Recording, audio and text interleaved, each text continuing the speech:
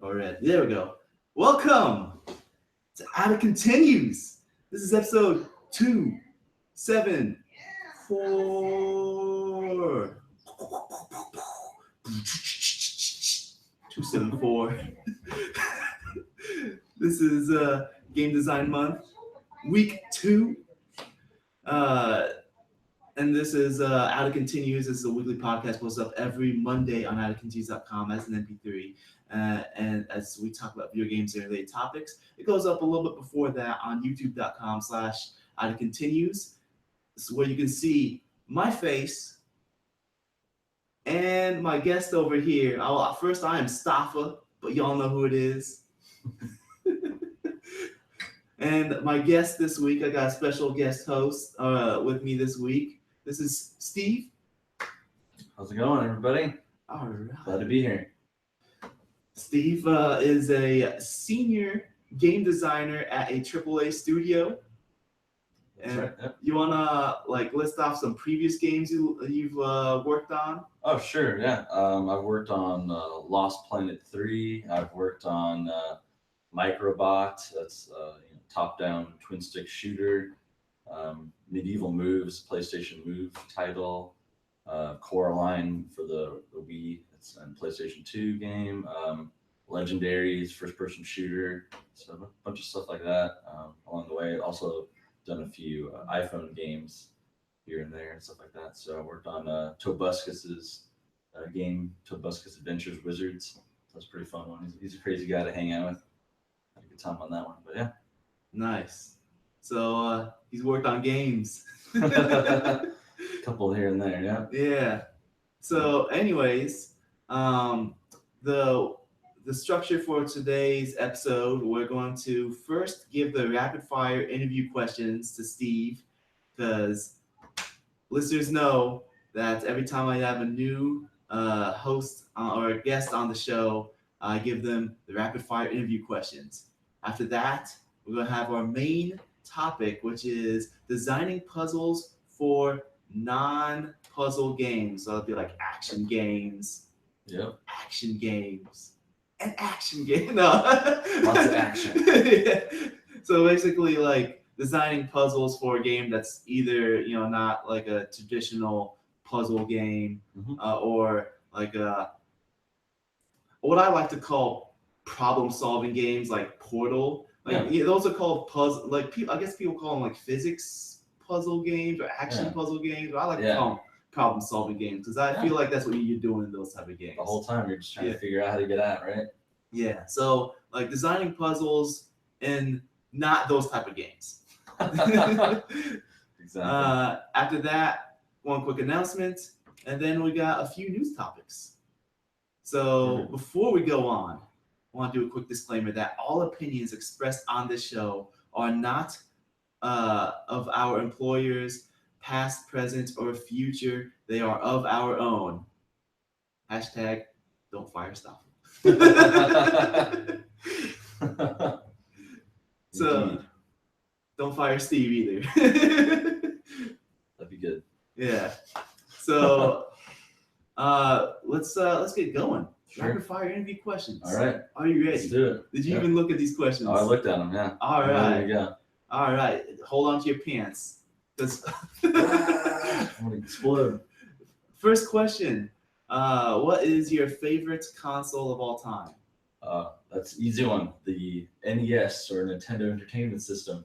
Definitely my favorite console of all time, just because it was like the first one I had when I was a kid, and playing Super Mario Brothers on that and Duck Hunt is such a memorable experience to me, and it meant a lot to me. And seeing those games that were such a step up from Atari games, and they had more of a story to them and a feeling to them, and the characters were actually like, oh, that's Mario, he's a person, instead of you're just a little ship, or the art quality just stepped up so much. And there's games, all kinds of games with stuff. There's like Ninja Turtles, and there's Top Gun, and there's all kinds of stuff like that. Kind of thing. So it was a cool experience. It's much more immersive, and it just really meant a lot to me as a kid. Definitely. That's a good one. Next question. Name 3 of your favorite franchises. And when I say franchise, it doesn't need to be like like a series of games. Like if there's a singleton in it, Okay, yeah. you know, just 3 of your Sure. favorite IPs. Sure. Okay. Well, my all-time favorite game is Half-Life 2, so I got to throw Half-Life into that because I think again that's a game that just was super influential to me and monumental at the time it came out. It was just blew me away playing that game, and I really hope they make a third one. That'd be awesome. I think we'll talk a little bit more about that later on. Yeah, in the news. that'd be great. And that's also a game that has some pretty good puzzles in it for an action game. So definitely bring that up. I'm a really big fan of the BioShock series. I think the first one is a fantastic game, especially really great storytelling and immersiveness in that and exploration. And for the third one, I have to tie between, let's say, Fallout and the Uncharted series. Between those two is a big kind of action adventure exploration RPG kind of elements and all. Between those two games, it's really fun. So I just started Uncharted 4 this Oh, week. Finally got a PS4. Oh yeah, nice. So I just started Uncharted. Uncharted, one of my favorite franchises. Uncharted 4 is incredible. It's so well done. Every aspect of it's just amazing. That blew me away too. So I definitely have to put that high up on my list of game you guys should play. It's great. All right. If you can have lunch with anyone in the game industry, who would it be? And you cannot say me because that doesn't count. Yeah. All right. Shoot. No, I would pick Miyamoto. Would be really awesome to meet that guy and just pick his brain because, like again, I was saying, Nintendo Entertainment System is so influential to me, and he's like the guy at the forefront of that. He just created all these insane games like Zelda, Mario Brothers, and all this stuff, and I just would love to pick his brain and ask him a few questions about things and just see what it's like because he's still going strong. He's still main guy at Nintendo there, and it'd be awesome to meet that guy. Yeah, he's a big fan. Next question: What's one problem with the game industry today? Okay, there's several you could choose from, but I think one of the bigger problems that I see that kind of isn't touched upon as much as there's a lot of people who work contract work, or they get laid off after the project is completed, or or studios shut down, or the studios lay everybody off after the project. I myself have worked at 10 different studios or something like that. So you have to really do something about that. I mean, it's just difficult to have a consistent income and have a family and all these things when you're constantly trying to look for more work every couple of years or less, just because that's just the nature of the industries now.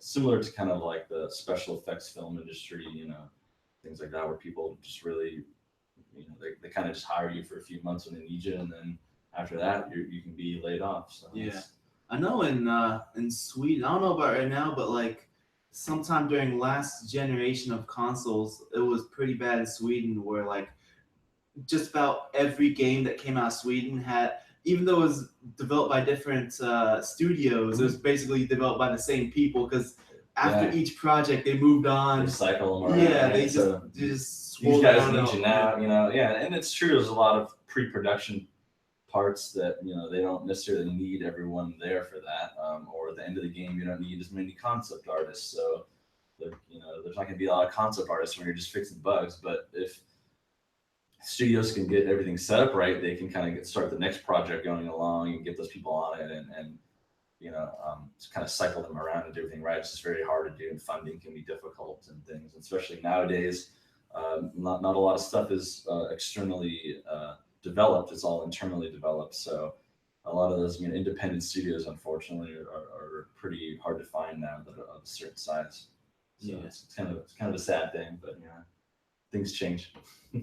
Last question. Sure. One reason why you game. One reason why I game. I think it's just such a great way to, if you had a rough day or you're, something's not going right, and you just, maybe you didn't do good on that test, or you got in a car accident or something happened, or you're upset about something or whatever. Yeah, you can be, take the stress off you. Go home and play some Fallout, and you're like in another world. And it's just, I think it's fun, and it's really helps a lot of people, throughout the day, do that stuff. It's so much more immersive than reading a book or watching a movie or some kind of other entertainment like that. You're really, Escapism. yeah, you're really immersed in that world, and I think that's one thing that games really do incredibly well that another medium can really touch upon as well.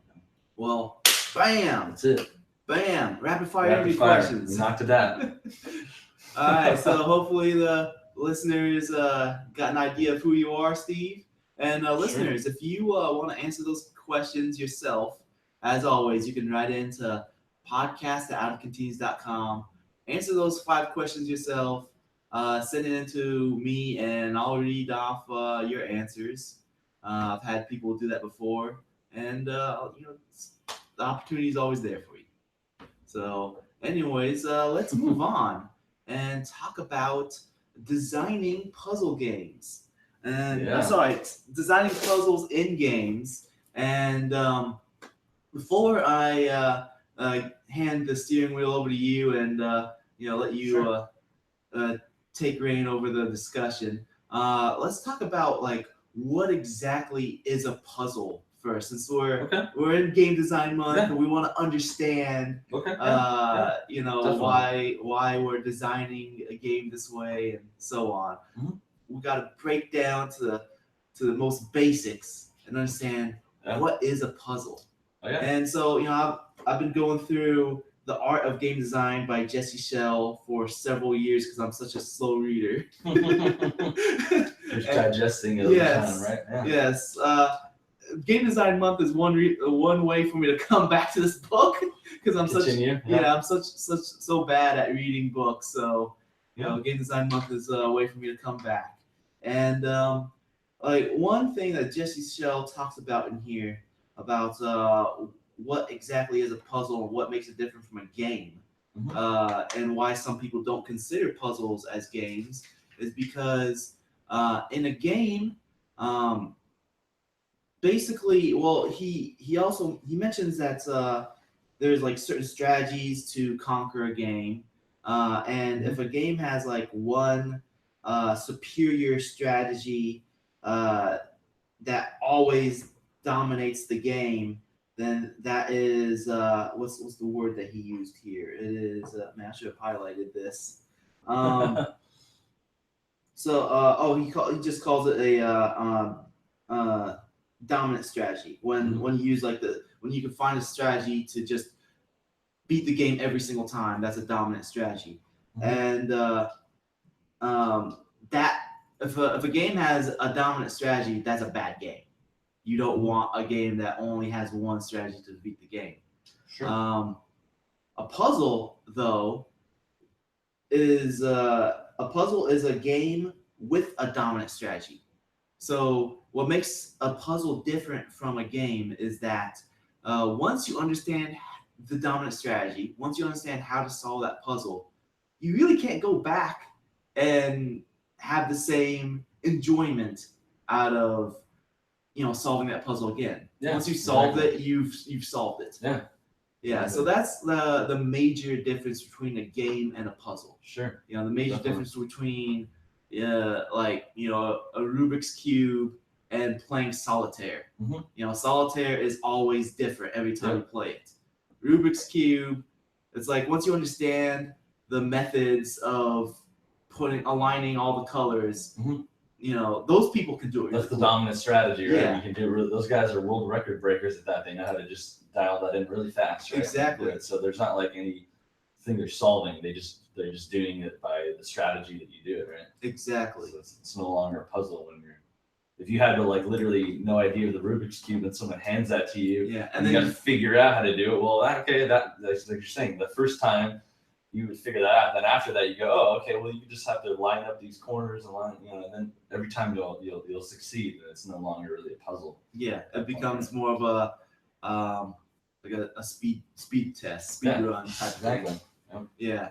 So you agree with Jesse Schell's definition of a puzzle? Definitely, yeah. And I would say breaking down puzzles in action games, for example, there could be several varieties of them, but the most basic thing I would bring up as an example, is an environmental puzzle, right? So everyone kind of can understand that really abstractly. So, say you're standing playing this game and you see up on this ledge that you can't jump up above. There's the door to way out of this room that you're locked in, right? So you go, okay, I know I got to get out of here right there.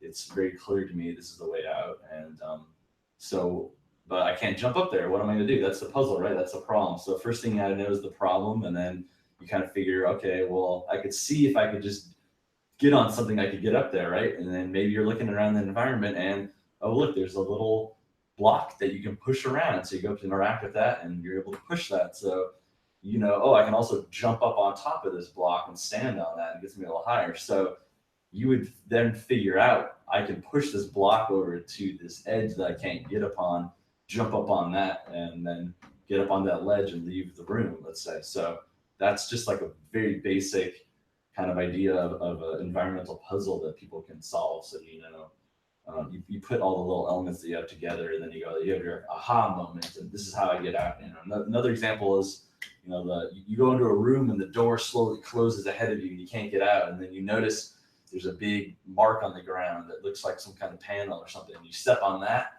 and the door goes up, right, with your weight of your character. But then when you run towards the door shuts closed, right? So again, you look around the room and maybe there's a block, maybe there's some other object you can weigh around, or maybe you have like some kind of like way to paralyze an enemy and drop them on there, right? Yeah. Exactly. So you figure, okay, I need to put something, weigh this down, and that will keep the door open, and then I can run through there and make it through the door, right? So that's another kind of super basic environmental puzzle where you have very clear, here's my way I want to get out, but I'm blocked by something. Oh, here's the mechanic I need to solve, and then I look around or figure something out within the environment, and I'm able to escape, right? I know like Zelda has done that a few times where it's like, oh, you can turn this enemy into stone or something, and then like you wait until they walk on the button, and then like you freeze them, and then you can run out, right? Yeah. Also, if you look at a lot of the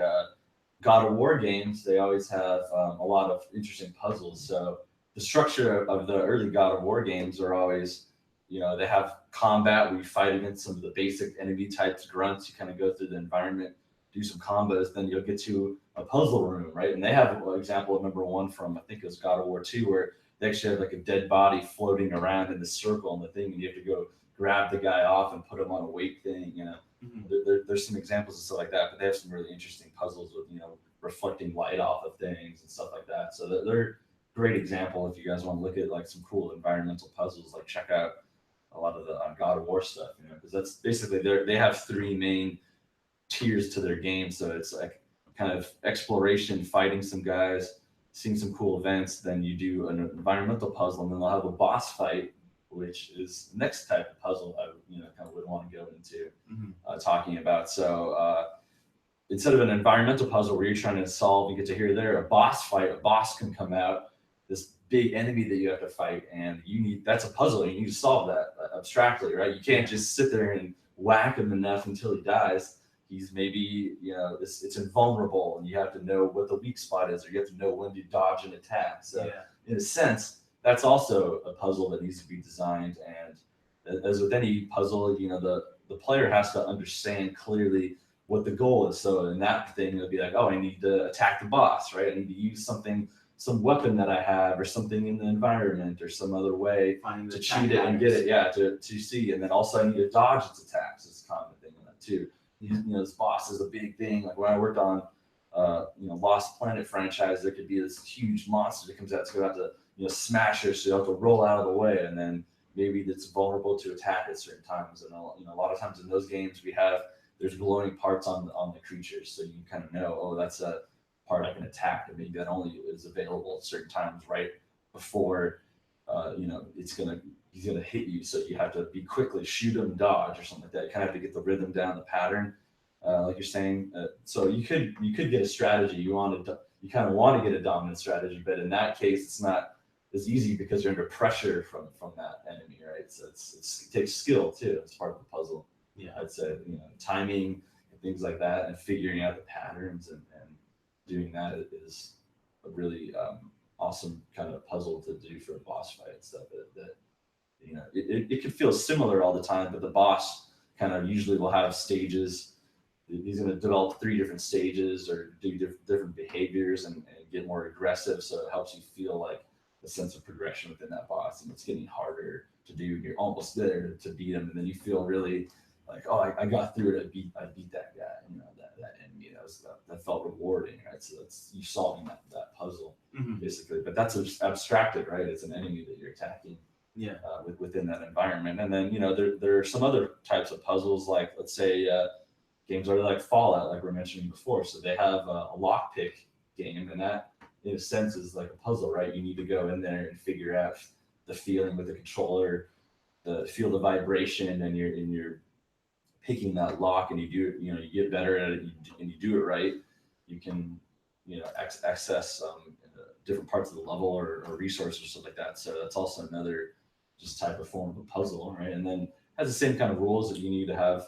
The UI needs to make sense to the player. They need to understand what their goal is and why they're doing that, and have a challenge to every time. And that's a kind of puzzle where you can get good at it, but it's not consistent. You can't always just do the exact same thing. That all of them will feel a little bit different, and you have to kind of feel it out. So I think that's cool. And BioShock, let's say another example of a game I really like. They had when you wanted to do a short circuit hack, they actually had like a pipe dream sort of mini game, right, where you're connecting the circuits. I hated those so much. I hated the pipe puzzles. The pipe, yeah. I ended up using they weren't called perks, but the thing that was like basically the equivalent to perks in that game. I used everything that like helped make the pipe hacking easier, because that was like the most frustrating part of the game for me. I actually really liked playing the pipe thing, and then when the second one, I'm like, oh, there's no more. And then every time I got wrong, go. And you break out and they're attacking you. Yeah. You're trying to hack it. Yeah. Oh, I hated it. And then the second iteration, they just had, I think it was like a little kind of timer thing goes by, and you have to like press the button at the right time. So it's like more like a quick time event almost. Kind of stuff. Which, God of War also has a lot of quick time events.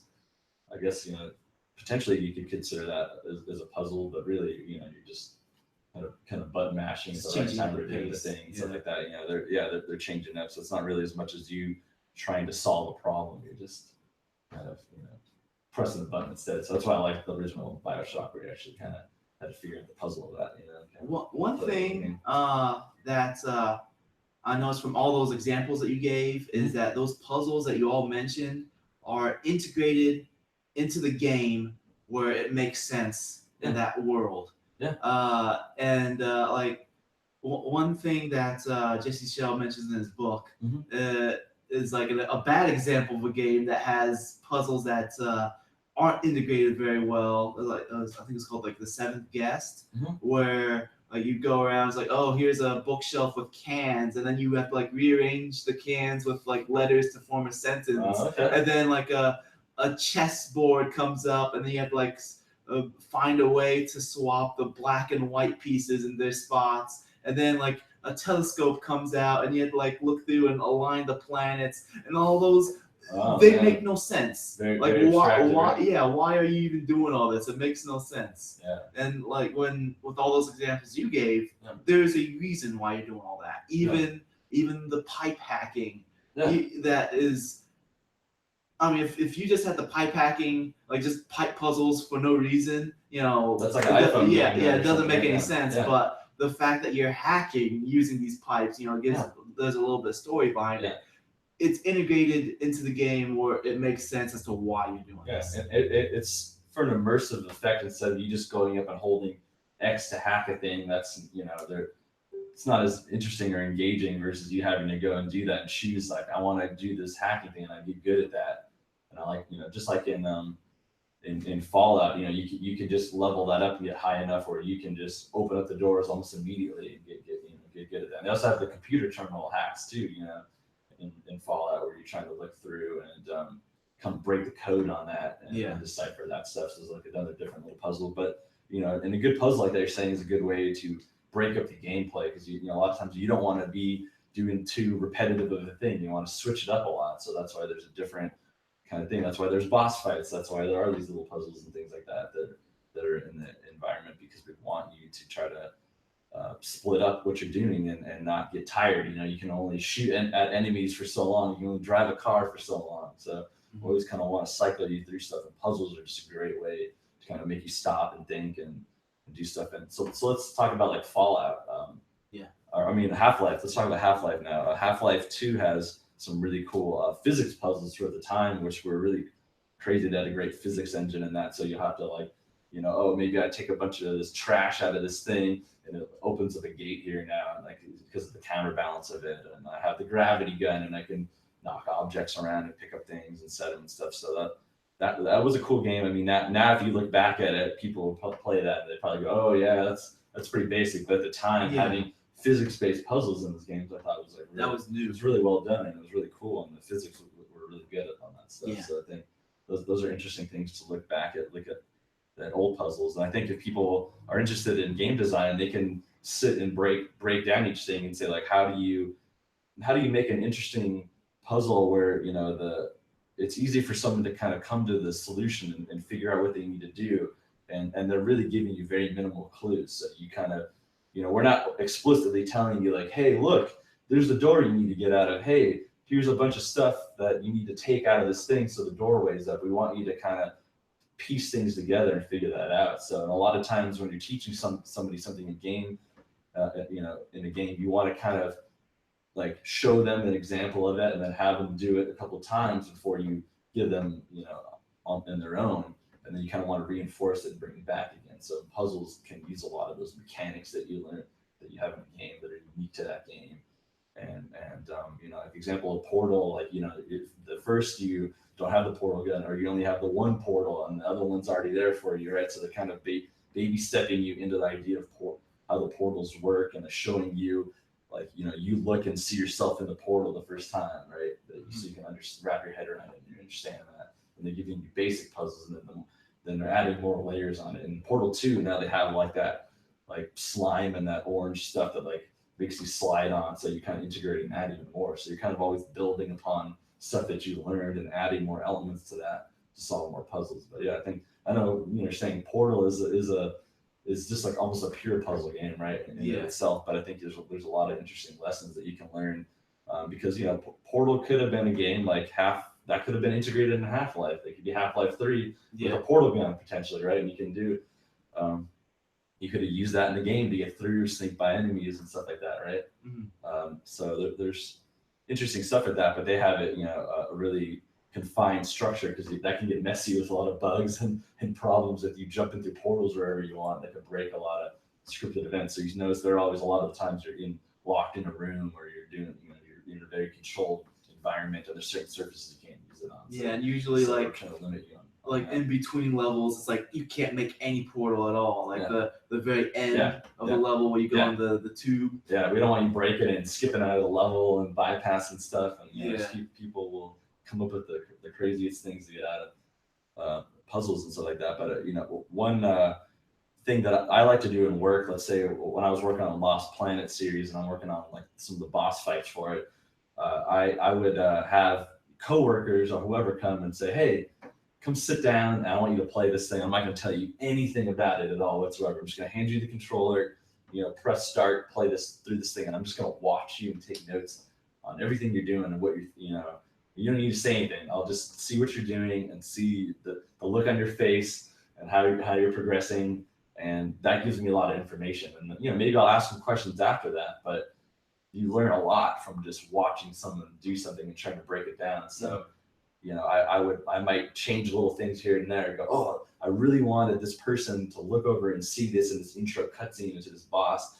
and see this has some kind of relevance to the fight, but they didn't notice it at all. Mm-hmm. And they were struggling with the fight because they didn't understand this one concept of it. So, okay, I'm going to go and tweak something a little bit about that and have the next person come in and play it and see if they notice it now. So try to do little subtle things to hint to people without them even knowing it, and then going, aha, look, I figured out this thing of the puzzle. But really, I'm there trying to guide you along the way and then make you see these things and notice them. But it's almost subconscious that you came to this idea. But really, it's like the psychology behind the design is I want you to highlight things with a certain color on them, or the lighting or sound, or if need be, you can have like, your buddy calls you up on the phone and he's going to tell you a hint or something like that, right? In some cases, but you want to try to get away from that and really in a puzzle, because you want the person to feel like they did something and they figured it out, right? But even like, Uncharted has some stuff. If you get stuck too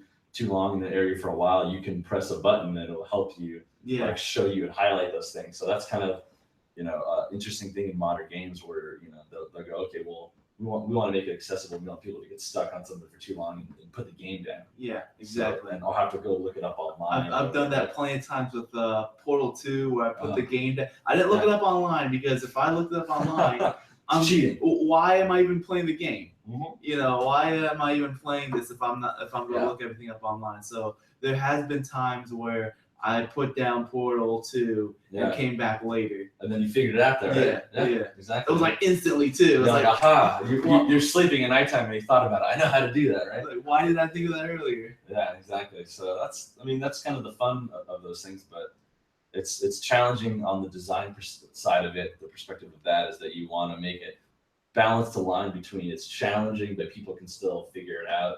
And that's just, super based on the little clues or things that people learned before, and reinforcing those things and giving them subtle hints to let them succeed and let them, think they really go, oh, I figured all this stuff out. I feel really smart. But, we really are behind the scenes trying to make you notice all those things and figure all those things out to make you feel smart with that, right? So when you're designing puzzles for like an action game, when working on like the game mechanics, do you design the game mechanics with intent of using them for puzzles, or is it the other way around? Do you like look at your game mechanics and say, all right, what can I do with these to make puzzles? That can be. Certain mechanics can like go both ways for that. They can be used for attacks, and they can also be used for a puzzle too. That could be added on. Just depends on the type of game and whatever that is. Like you can have, let's say, like in God of War, Kratos can grab stuff with his chains and pull things or something like that, right? So you can integrate that. He can push objects out of the way. So at first, like, oh, the path is blocked, I can push this block out of the way and I can access that new area. But then later on, you can push blocks. Well, here's a pressure plate now. I'm gonna go push that block onto the pressure plate and do something, right? So you're kind of integrating all those things into a puzzle. So in good game design, you want to have everything kind of work together cohesively. It doesn't, if it feels like it's just tacked on for this certain thing or in a puzzle, it's going to feel outside of the scope of the game. So that's why a lot of people didn't like the pipe hacking stuff like in BioShock, because they did kind of feel like it wasn't really part of the game. It was kind of just a different thing sort of thrown on there, they didn't feel integrated into the game as much as some other games do, like with their mechanics and the core stuff of the game, right? Like a gravity gun or portal gun can be used to like knock enemies out of the world or do stuff and to attack or defend you, but it also is a means of puzzle. So a good designed mechanic or something like that can work both ways, right? Mm-hmm. So you can use it for many different things and figure things out with that. And it's not only your weapon that protects you or attacks enemies, but it also gets you out of the jam. Or you can use that in a puzzle or something like that. So yeah, definitely. All right. Since we're about half hour in, anything else you want to say about designing puzzles before we wrap up the discussion? Yeah, I think if people are interested in learning more about game design and want to see about puzzles in games, especially, I think it's always interesting if you play a game new that you haven't played before and sit down and just take notes of everything and break down everything that you're looking at in the game and understand what they're trying to show you and to teach you in that sense, right? And it's a good learning experience for you to kind of understand moving forward how you would design a puzzle in the future, right? So that's just learn from the people who came before you and take their see how they did things and build upon that and come up with your own kind of mechanics, because the great new games that are coming out are kind of revolve around that one interesting mechanic and how you can use that on these different varieties of puzzles. So I think learning puzzles is a very important foundation of game design, and I think it's just a fun thing to to analyze and study and figure out and become really good at making. Like before we wrap up this discussion, I want to like go over like Jesse Shell's 10 rules of puzzle principle. I'm just gonna like list, not go into detail. I'm just gonna like name off the title, and then like if you want like go into a little bit of detail on that. Go ahead. So the first one, make the goal easy to easily understood. So that's like what I was saying in my initial thing was, you see that there's the door here and it closes down, right, with the pressure plate thing. So that's your goal. I need to get out of the room. Mm-hmm. Right? That's the first part. You have to understand that you're stuck or what your goal is. Right? Puzzle principle 2, make it easy to get started. Yeah. So then the next part of that is you see right in front of you, maybe there's that pressure plate. You stand on it. The door goes up. You walk off. It falls down. Okay, that's your first step. That's your first clue. Right away, right? Puzzle principle 3, give a sense of progress. Okay, so then after that, you'd have to kind of see that I can progress to that point. That's sort of your progress. You see, you got the door open, all in the same thing. You're learning the mechanic. The door is open. You step off it, it closes. So then you kind of go, aha! I need to weigh this door down, right? That's your progress in that one. Right? Yeah, this is somewhat like a summary of everything that we exactly, talked about. Puzzle principle 4, give a sense of solvability. Yeah, similar kind of thing within that main mechanic. That's why that's a classic good mechanic, because that has all these things you can nail in one step. You can figure out, here's the door, it closes. Oh, I need to get this open. I need to find something to weigh this down. And it has all these things built into it that you'll get like immediately, right? Puzzle principle 5, increase difficulty gradually. Okay, yeah. So then that's the first step of that, but then you can get more complicated, and there could be liquid now and things filling up with water, and you have to push blocks into that, or you have to drain something to get the block to fall down or something like that. So you can take other varieties of puzzles and integrate them together and make a more complex thing, which a lot of games. Portal is a great example of that. Right? Puzzle principle 6, parallelism lets the player rest. And basically, like what he mentions in this section is like having multiple puzzles going on at the same time, so they can swap between them. Yeah, in parallel, right? Yeah, exactly. I was saying you can integrate different parts of different puzzles that people have encountered along the way and work those out together, right, to make it more complex and rewarding puzzle. But you kind of understand those different elements, and you have to piece them together and figure out how to move forward. Puzzle principle 7, pyramid structure extends interest. So like having smaller puzzles that leads to a bigger puzzle. Mm-hmm. Yeah, like you have a lot of different little things that all lead up to one parts you're solving right along the way. I'm assuming he's trying to get out there. Yeah. Puzzle principle 8, hints extend interest. Hints extend. Okay, yeah. So like saying Uncharted, you could get stuck on a thing, and you're like, I'm dropping this game. I don't want to play this anymore. Like, yeah. Forget it. I'm over it. I can't figure this out. But then give you a little hint, or like I was saying, subtle little hints. Like, I like to design puzzles. We give you something little. Like, oh, what's that? Something shiny. Oh, there's something different here. What's this thing doing? And that's going to keep you going and move you along and progress you, right? So. Puzzle principle 9, give the answer. Well, yeah, Uncharted, like they'll straight up tell you, like, if you're stuck long enough, here's the thing. Like, I think your companion will tell you exactly what you need to go do, or what you need, how you can achieve that. So yeah, you can. If all else fails, you don't want people to get stuck. That you don't want people to stop playing the game. You want them to get through it. That's a bad experience. They want to have a good experience. They want to complete the story. They want to have they don't want to leave the game feeling frustrated. Yeah. Plus, we're living like in the internet age where people can easily look up walkthroughs. Yeah, so why have them look it up and kind of get spoiled on the experience when you can like present it to them in a way where they still go, aha. Yeah, it's again with immersion, that's breaking you out of it. So you have to pause the game. You got to bring up your phone and look up on YouTube and see and figure out, like, you search for that, and that kind of just takes you all out of the experience. So it's better if you can do everything within the game. That's the. And the puzzle principle 10, the final one, perceptual shifts are a double-edged sword. Go into that one a little bit further. So this one, so you have perceptual shifts. That is a big leap in the assumptions that you came up with the right answer, which was, sorry. Okay. So okay, sorry, I skipped important parts. Okay, so you need a hint. You try to find it on like a website, and one of three things end up happening. Either you see that either A, you've seen it before, and solving it involved no pleasurable aha, although maybe there was a little pleasurable smugness. B, you had a perceptual shift that is a big leap in the assumption that you came up with the right answer, which was very exciting. Or C, someone told you the answer and you had a little bit of aha combined with a little bit of shame for not figuring out yourself. Or D, you give up in frustration, feeling kind of ashamed.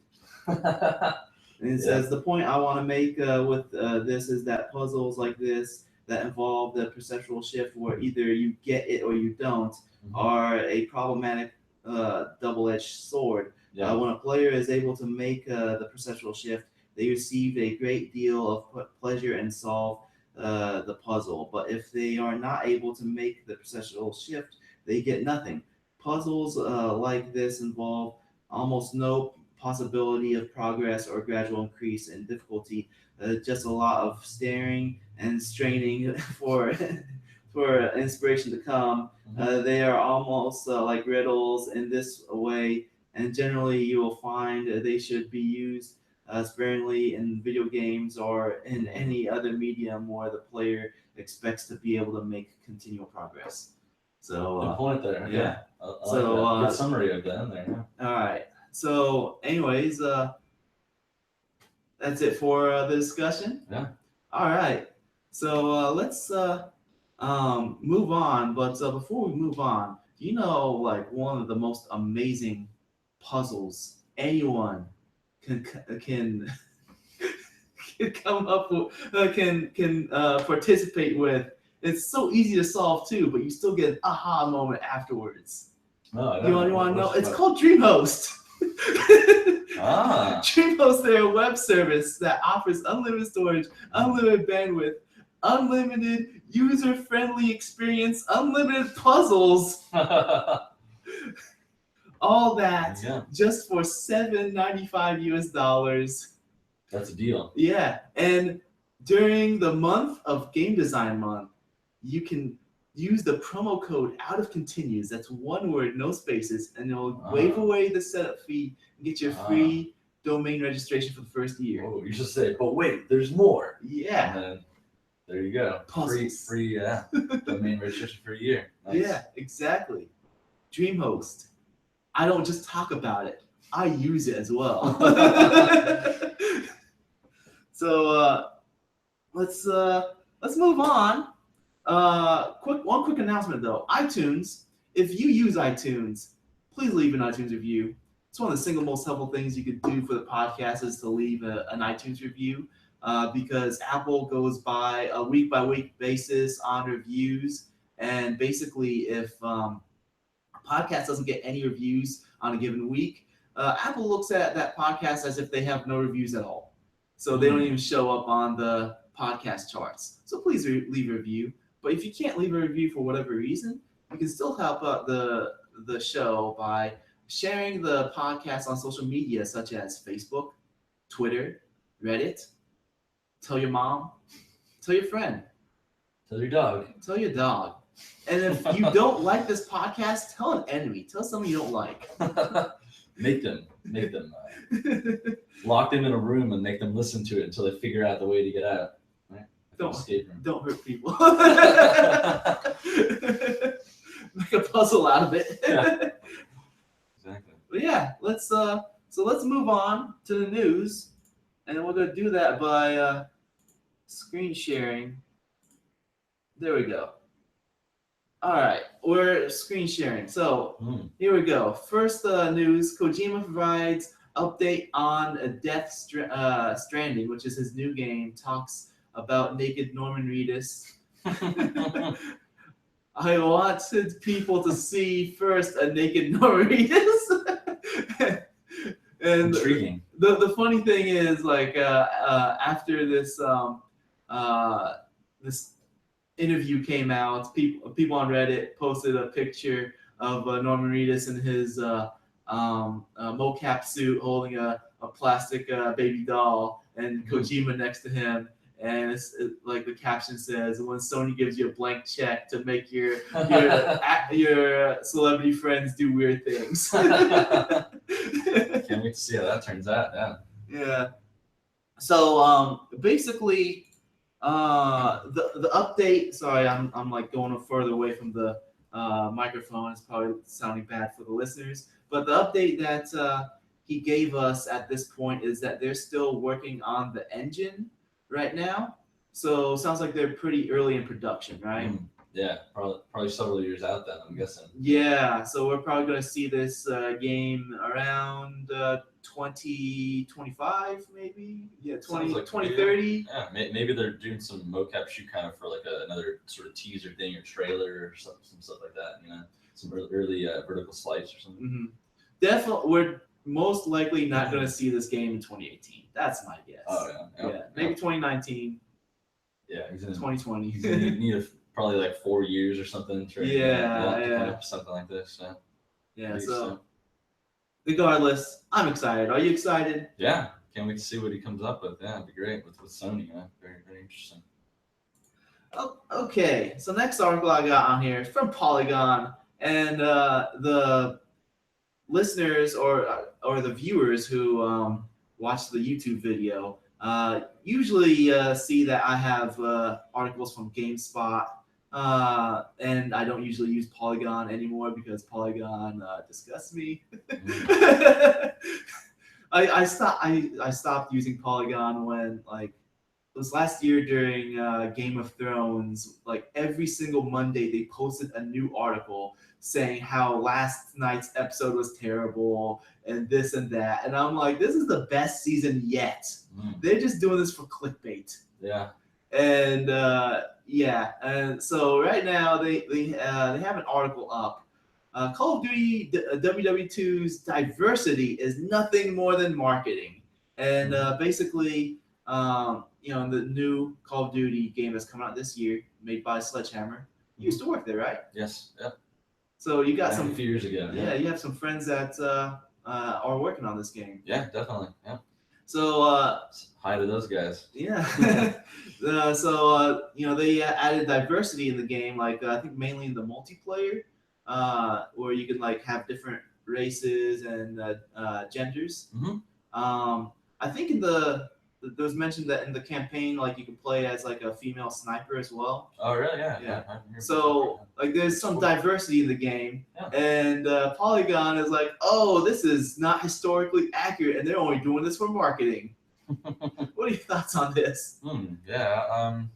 I haven't read that article on there, so it's hard for me to comment upon it. But yeah, I mean, we that's difficult as World War II. There's not many women that fought, and yeah, that's why they had on the U.S. side. But I think there were some French resistance, women fighters and stuff like that. So it'd be cool if they could tell some stories on that. I don't really.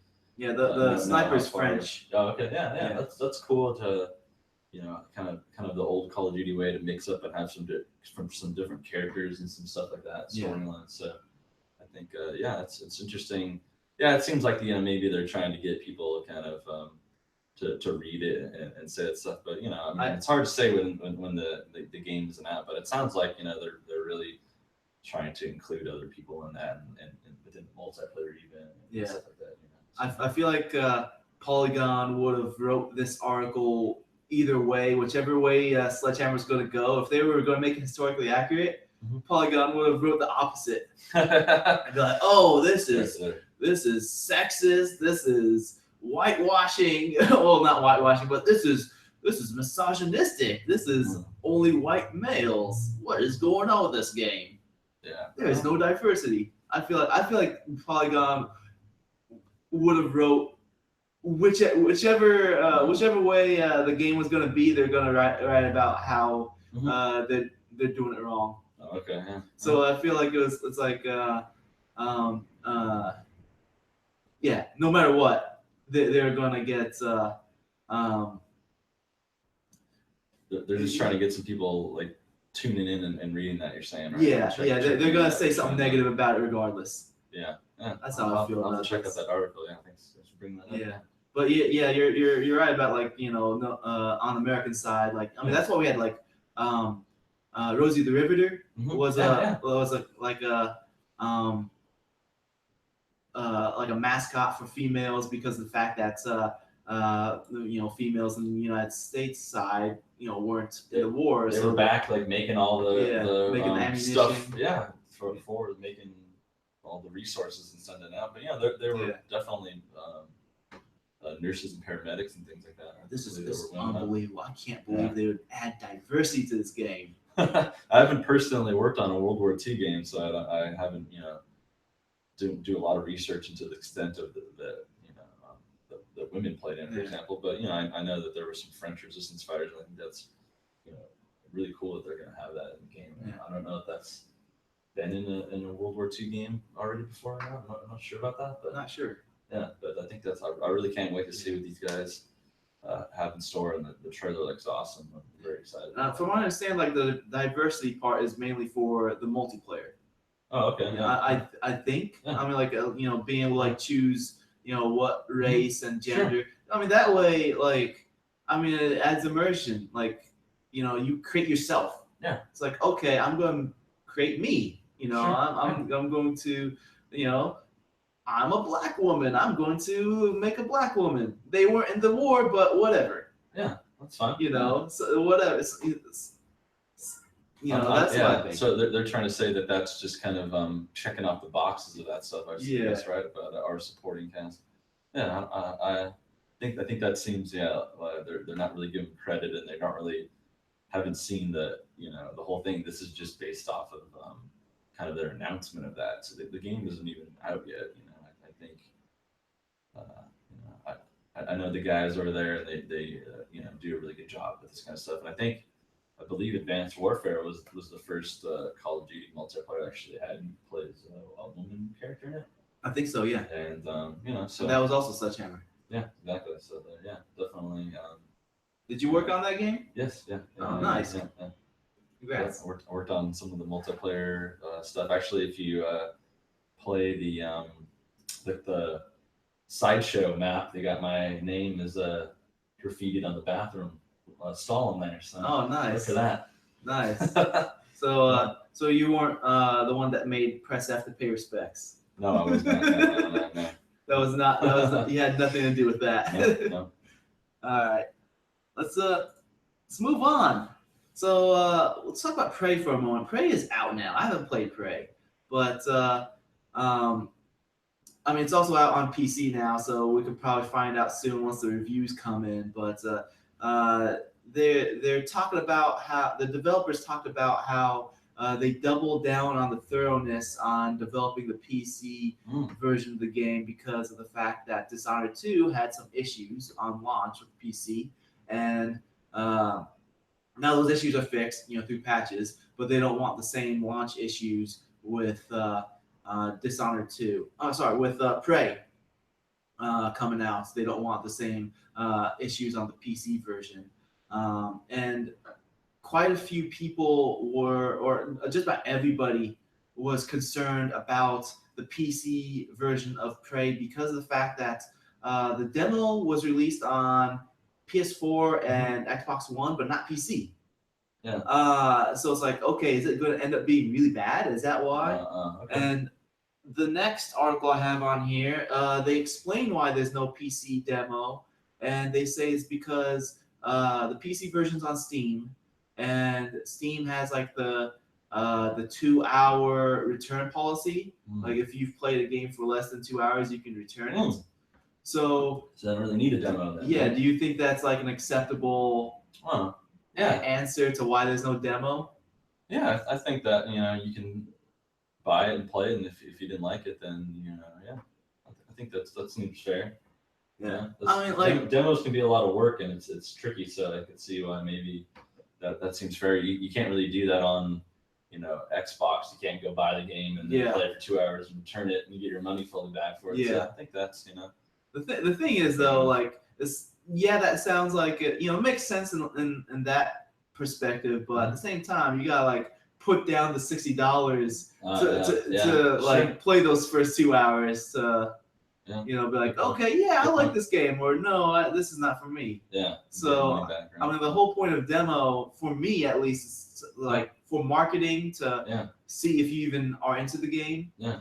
And it's like, do you really have to fork down $60 to? What I think it's interesting that you sort of bring that up because I don't think there are really a lot of game demos anymore. Sometimes you'll have like maybe a beta or something like that, but they're just they're not as common as they used to be. So it's interesting. Exactly. What you're saying, and yeah, I mean, it used to be more demos were on PC more, not on consoles at all, right? And now they have, or back when they used to have demo discs and stuff, right? And have a few games that you can check them out on there. Yeah. And stuff like that. But that's. I think I saw like there was like a study that or like the numbers show that games that have demos end up selling less because of the fact that people realize they don't want the game or something like that. Okay. Yeah. And if a game doesn't have a demo, it's like the only way to find out is to buy the game. Yeah. So. Or borrow it from rent games from GameFly and some stuff like that too. Yeah. Check them out. So there's that. But, all right. Yeah.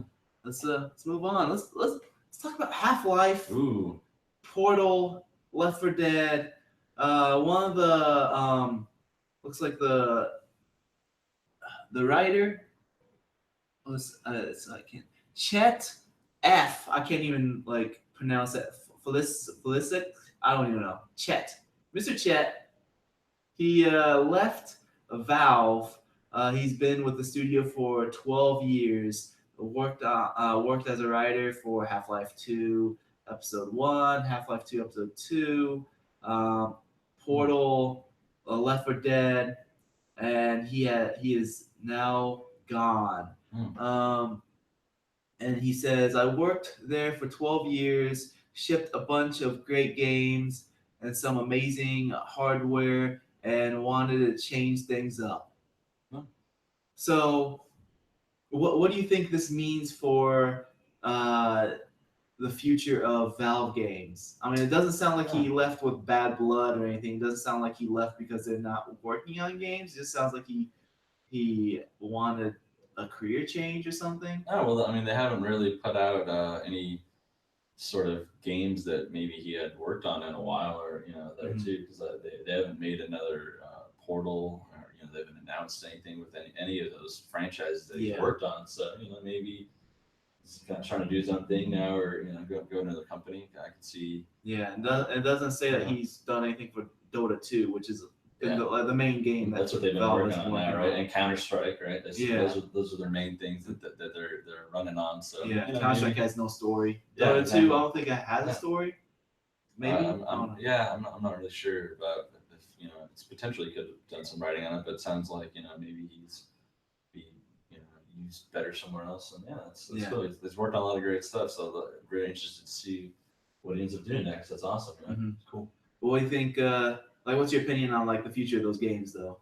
Oh well, yeah. I mean, I hope they make threes of everything. In my opinion, and Valve, they only like to make ones and twos, but they should throw some threes out there every now and again, because I could use a Left 4 Dead 3, I could use a Portal 3, I could use a Half-Life 3. Out of those, I would love to see Portal 3. Like that's your number one pick. Yeah, Portal is my favorite Valve series. Yeah. Well, Team Fortress 2 used to be my favorite, but then I just got tired of 2 of that as well. Yeah. They might as well call Counter-Strike 2, right? Yeah. Yep. Instead of CS:GO or whatever, right? Yeah. I'd love to see a new Portal. Oh yeah, I would really be so happy if they made a sequel to any of those games, right? Another the third installment of those. We need to end to Half-Life. We need that. Well, Half-Life 3 does exist. It's called Steam Winter Sale. Yeah. Or the Steam Summer Sale. It's going to be coming up soon. Yeah. There you go. Maybe if no one uses Steam anymore, then they'll have to make a game to make some money. See? There you go. That's not going to happen. That plan's not going to work at all. That's my plan. Yeah. All right. Let's move on. Darksiders 3 got officially revealed with a trailer this past week.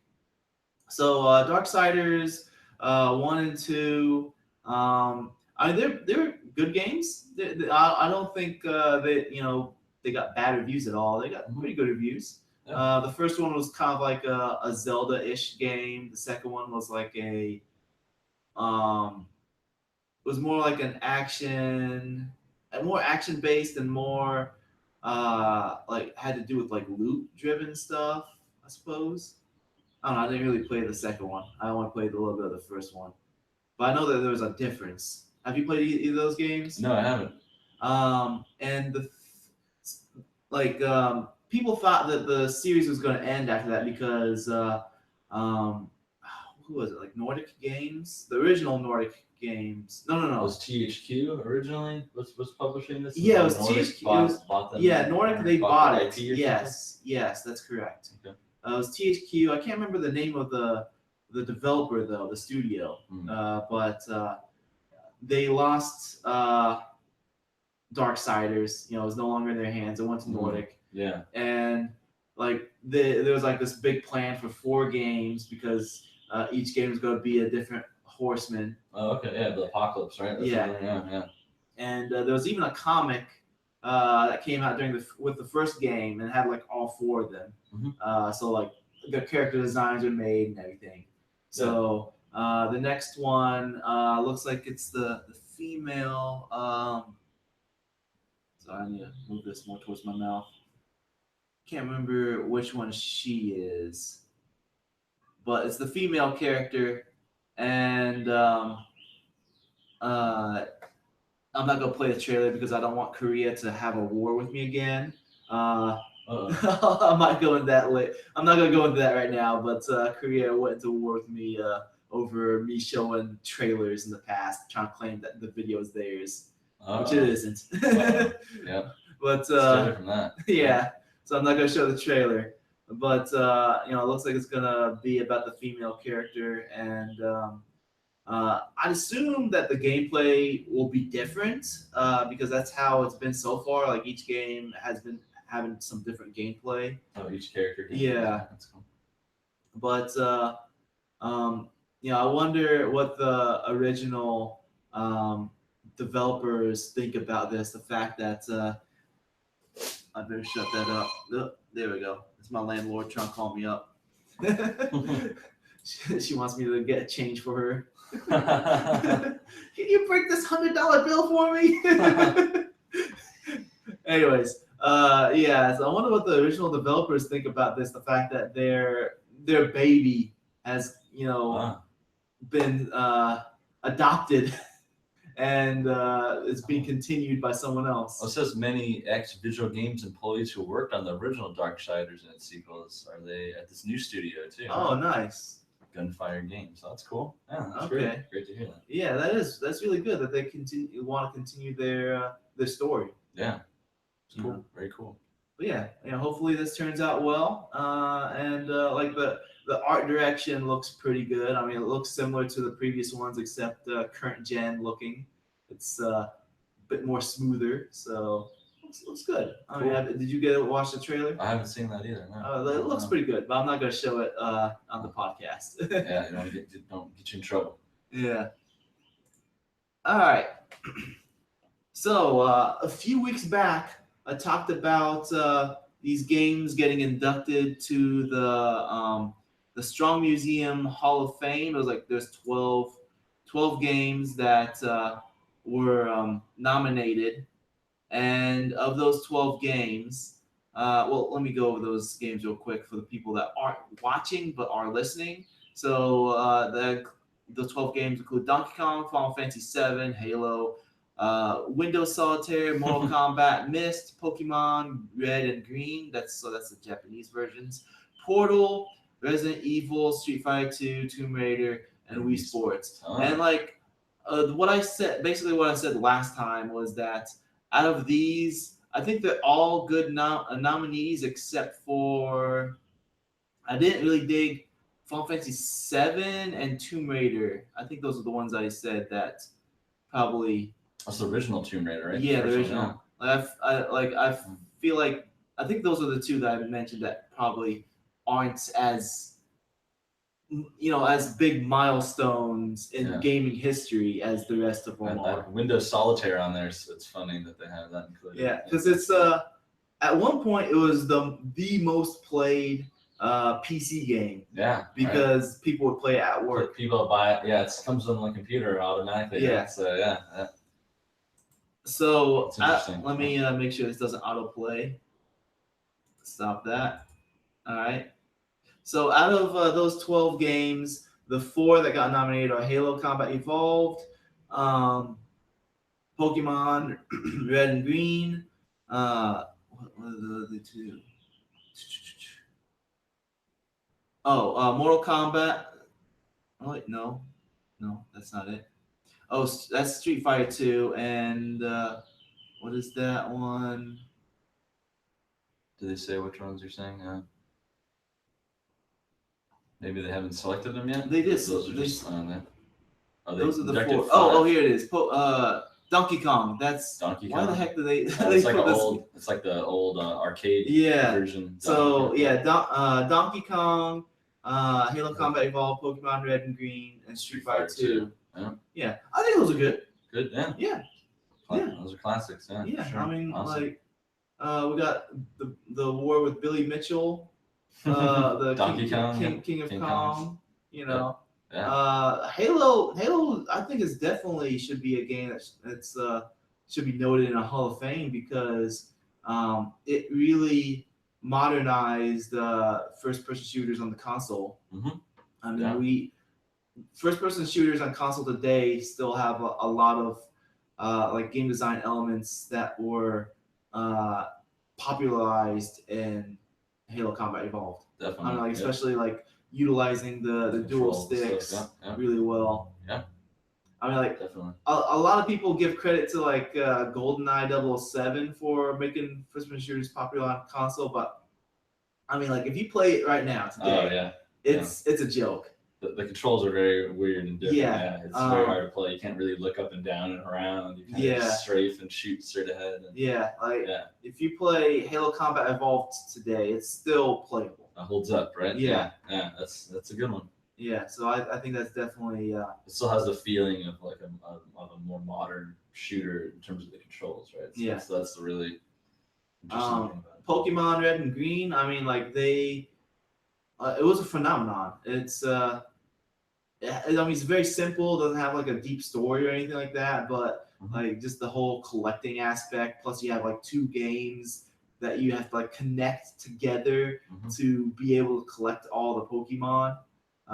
That was a really cool feature. And Street Fighter 2, I mean that popularized fighting games. Before Street Fighter 2, like fighting games were jank. I mean, play a pre-Street Fighter 2 fighting game. They were crappy. Yeah. Street Fighter 1 is like way crazy different than Street Fighter 2. Street Fighter 2 is when they really hit the stride, and it's a great game. That is definitely classic. Yeah, it's like the first good fighting game. Yeah. Oh yeah. All right. Let's move on. So that's it for gaming news. Just want to talk about because I like to talk about comics and comic TV and comic movie stuff. There was like a Defenders trailer. It's Defenders. I'm hyped. I don't really want to talk about that.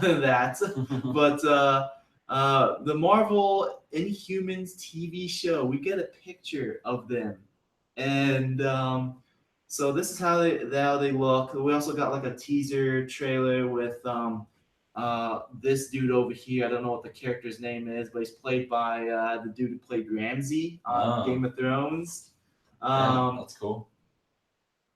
So this picture looks bad.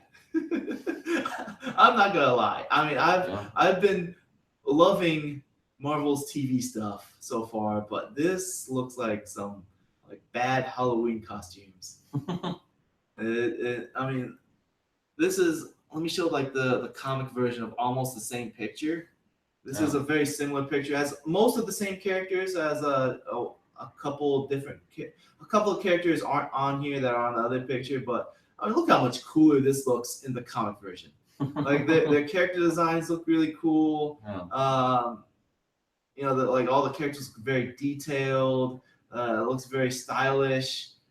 Yeah, their original designs were made like in the 70s with like Jack Kirby, making everything all look all crazy and Jack Kirby-ish. and very very 70s look. With Jack Kirby style, but I mean, with this art, they took the 70s style and made it work. Made it work for today, but bringing it to life. I mean, like, where's Black Bolt's mask? Where's his crown? Like what's her name? Medusa. She looks like a colored version of Morticia Adams. I don't know, like they just look like they're a little more subtle, huh? Yeah. They look like very bad cosplayers. We'll have to tune in and see how it turns out, huh? Yeah, I hope the show is good. It's going to be like a 8 episode miniseries. Oh, okay. Here's I guess the actors and their comic versions of the characters. So like, yeah, she has crazy hair in this in the comic version. Yeah. Which is not so crazy because that's her power. She has hair powers. Yeah. But I mean, at least she didn't look like Morticia Adams in the comic version. I mean, of course, he looks the same because he just has a crazy face. good casting, yeah. Yep, spot on. Yeah. But oh yeah, from Lost there, yeah. I mean, the rest of them, it's like, I don't know. I'm not digging it. I'm not digging it. Steve, are you into the Marvel TV shows? Yeah, I haven't watched any in a while, but we need to catch up on them. Yeah, definitely. I like the movies. I'm a bigger fan of. Okay, yeah. Like Avengers and stuff like that. I'm gonna be watching the Guardians tomorrow. Oh yeah, Guardians. Yeah, it's already out. Oh, sorry. Okay, yeah, it came out last night. midnight kind of thing. Yeah. Yeah, but I'll be watching tomorrow. Yeah, that's interesting to see now. I really enjoyed the first one. So yeah, cool. But Inhumans, like, it was originally planned to be a movie, like in 2018 or 2019, something like that, and then they downgraded it to be a TV show, like miniseries. Yeah, an 8 episode TV show, and well, at least it gives them more like time to tell the story. I guess. Yeah. Because even if they did a trilogy of movies, you can only get so many hours out of that. So, yeah, and like so they obviously get a smaller budget, so their costumes look pretty goofy. Yeah. But the first 2 episodes will be like you can watch them in IMAX theaters when it's airs. But yeah, that's cool. So that's pretty much it. Hold on, I pressed the wrong button. There we go. Here we go. We're back. What's up, everybody? We're back. Back in black. Well, I'm wearing a black shirt. All right, so that's that. Let's start wrapping things up. Listener feedback. We have no listener feedback this week. But if you want to write into the podcast, you can write in. That's podcast@atticantees.com. I get the emails. I read them. And I'm like, what's up, homie? So other than that, yeah, podcast@atticantees.com. Let's wrap things up. Steve, do you have anything you want to give a shout out to or anything like that? Yeah, I mean, I'm very excited to see how Call of Duty World War II turns out this year and all. My buddies up there, so yeah. Shout out to Sledgehammer and all that stuff. Yeah, and very excited for that. It looks awesome. Shout out to your mom for her birthday today. Yeah, happy birthday! Gonna have some Steve's lunch mom. with her after this. So yeah. All right. Happy birthday, Mom. Yep. If you enjoy what you've been hearing, you can support us by liking us on Facebook, follow us on Twitter, leave an iTunes review. You can subscribe to the Google Play Music. You can also contact by email at podcast@atticantees.com. Subscribe to the YouTube channel. That's youtube.com/atticantees. All these things can be found on the website. That's www.atticantees.com. You can also give me a tweet. I am at Sayedstafa. That's at SAYEDSTAFA. And you have Twitter? No, I do not. All right. No Twitter for Steve. Nope. But I'm off the grid. Yep, nice. I would like to thank my guest host for joining me today, Steve. Thanks for having me. Had a great time. I appreciate that you're here and you've graced us with your presence. My pleasure. Shared your knowledge with us. Yeah. And with that said, I'm your host, Stafa. I'll see you guys next week on week 3. 3 or 4. 3 of Game Design Month. And if you're watching this on YouTube, you can click in the center of the screen right here where I'm pointing to subscribe, or you can click on the icon that's either on top of me or on top of Steve for one of the previous episodes. It's going to be hovering over our bodies. So have a good one.